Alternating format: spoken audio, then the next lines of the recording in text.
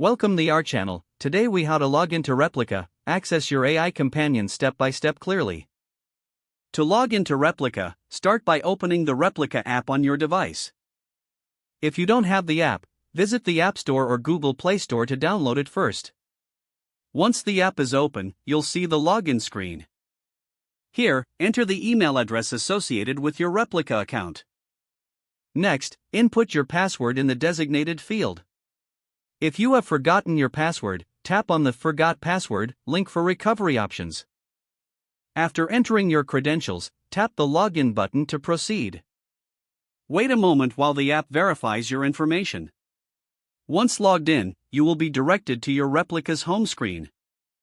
From there, you can start interacting with your AI companion. If you encounter any issues, double-check your email and password. Ensure your internet connection is stable for a smooth login experience. Now you're ready to explore conversations and activities with your Replika. If the page does not load, refresh the browser or try again in a private or incognito window. Make sure you are using the correct email address, then retype it carefully to avoid small typos. If your password is not accepted, use the reset option and create a new strong password you can remember. Check your spam folder for verification or security emails, then complete any requested confirmation steps. Enable two-factor authentication if available to improve account security and reduce unauthorized access risk. After signing in, review your profile details so your contact information and settings are accurate and current. If you see an error message, note it down and try again after restarting your device and internet connection. Log out when you finish, especially on shared devices, to keep your account and payment information secure.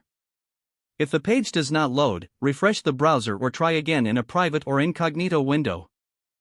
Make sure you are using the correct email address, then retype it carefully to avoid small typos.